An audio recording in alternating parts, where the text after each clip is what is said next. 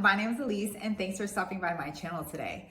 In today's video, we are going to talk about my 2023 financial goals. And I set financial goals pretty much every year, but this year is really important because it's a transitional year for me and I need to set these financial goals to set me up for success for the things that I plan on doing this year and moving forward.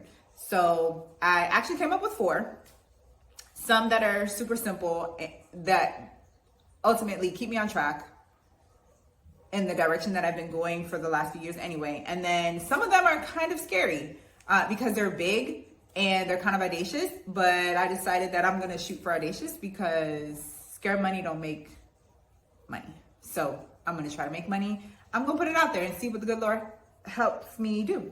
So the first one that I plan on reaching this year is maintaining my current lifestyle. And that's important because I plan on quitting my job in a few months, which should make the name of my channel make more sense. Quit that day job. It's purposeful. It has a meaning. I plan on quitting my day job. And I'm super excited because it's been a long time coming and I need to prepare for it.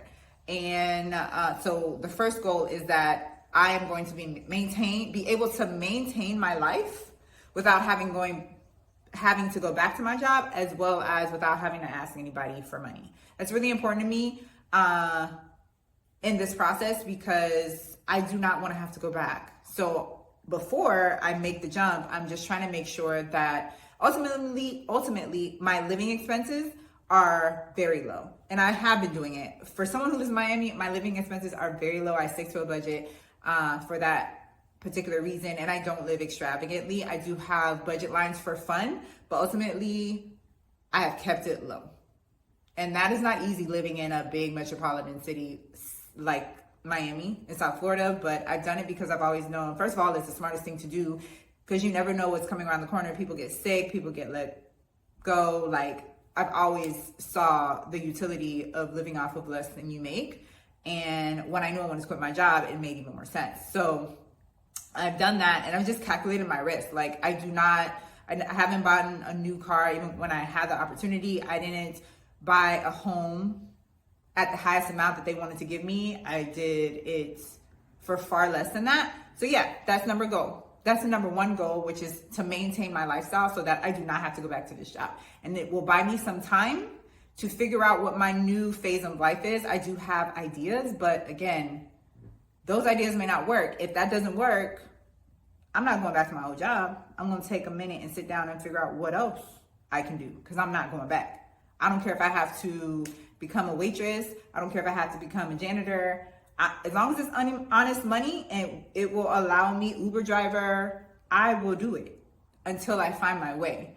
But I think that sometimes the Achilles heel of people who are trying to quit their job, they're not given enough time to figure it out. And sometimes there's a learning curve. You have to take the time to figure things out. So that's number 1. Number 2 is saving $35,000 as my nest egg so that I can leave. And I plan to do that by the time I leave. And that is a high number because I was doing the math and I could do like 34, but I decided to round it up to 35 because you never know and I'm not gonna limit myself or the Lord. There have been times, especially in the last 12 months, where I got random job opportunities and I took it and I got some extra money. And then I also have a few side hustles, which I'll let y'all know about in future videos, that have helped me and have helped me be able to diversify my skills and not rely on one thing for money. My current day job, yes, is a huge contribution to my funds, but I have diversified myself and that's a good thing because again, things happen every day where you just like do not know like what's coming around the corner. So it's wise to be able to pivot a little bit or be more prepared to pivot than others. So yeah, I'm nervous, but I wanted to save that much money because I don't know what my expenses are going to be when I do quit my job. The one thing that kind of makes me nervous is healthcare. I'm going to have to quit my job. And a lot of people do not quit their job because they're like, oh, how am I getting my healthcare? And I'm like, well, you could just buy it. Yes, it is more expensive. I guess that might be a deterrent, but for me, it's not a deterrent. It just means that I need to save a little bit more money because it doesn't make sense to not have healthcare. I am, but in my 30s, I do need to have it. And I didn't work hard the rest of my life to just like put myself out there possibly to be a liability to myself. But it's a worthwhile thing to have, and I just need a budget for it, and that's what I plan to do. So yeah, $35,000 by my deadline, which I will let y'all know shortly, but it's coming up soon. I'm excited. I'm so happy.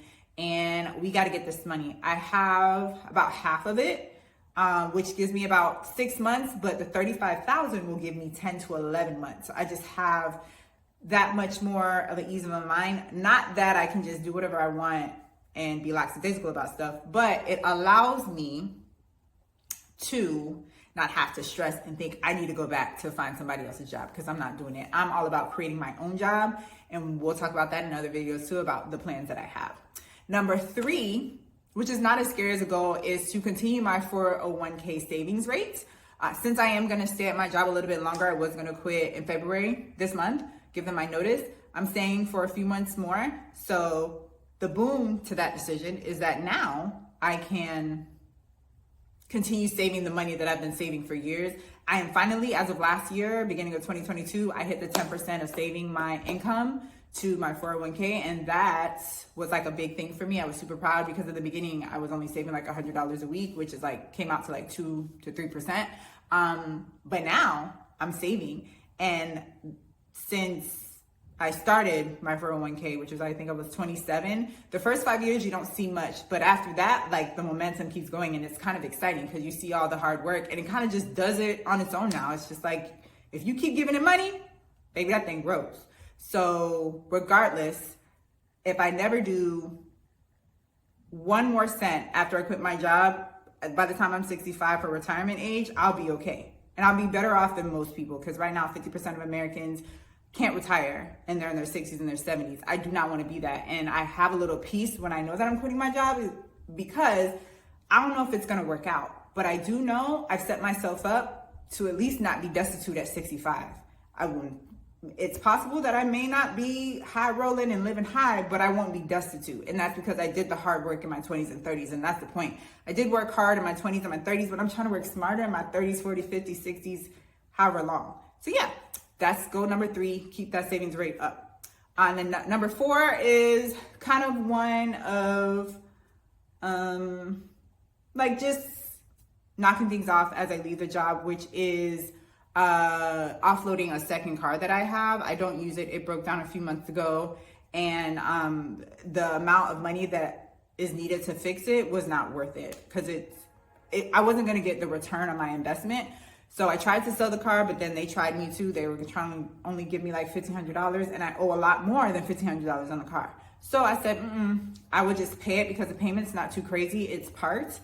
But I was thinking, since I'm leaving before the end of the year, but I would like to set myself up where I can be done with the car at the end of the year. So there'll be a few months where I'm not working and still having to pay off the car, but I do see a light at the end of the tunnel in my plan. So I only have a few months at the end of the year to pay for it, and then it'll be gone. And that'll free up $200 more for me starting in 2024, which is important, because 2023 has been funny. Expenses have changed. My car insurance went up, which I kind of expected, but it's still annoying. My HOA went up, which I was not expecting, but then I was expecting, because things are only going to go up the longer I stay here. Nothing ever goes down. So that it confuses me when my customers are like, the price went down. I'm like, when do you ever see anything go down? Ever? That makes no sense. Why are you being weird? So yeah, HOA went up. My mortgage went down a little bit. So that was awesome, because it changes every year depending on like the account, the escrow account. So yeah, 2023, the end, I got like a little raise. So all these changes in 2023, I've been able to allocate for, and I'm not hurting in other parts of my budget. However, I'm waiting for that 2024, no more $200 a month for this car. So it'll help me with this year or prepare me for 2024, because every year something new happens. That's life. So one thing about me is that I am intentional, and I'm always thinking about that. Like, I'm always thinking about there's going to be something that I do not know about that I need to prepare for. I don't know if that's my nurture or my nature. Regardless, that is part of who I am. So I'm preparing, and I just think it would be a good idea for me to offload this to be free. Because if nothing happens, I'll just have $200 extra. Maybe I'll do $100 for it for me to have fun. and the other 100 to save, because again, I'm an entrepreneur now. But yeah, those are my 2023 financial goals. Please share with me if you're willing your 2023 financial goals, or if you think I should tweak mine. Maybe you think I can quit now and just live off of 6 months. But I'm gonna try to stick it out for a few more months, get my 10 to 11 months, so I can like leave the job with a more peaceful feeling. So yeah, thank y'all so much. Catch y'all later.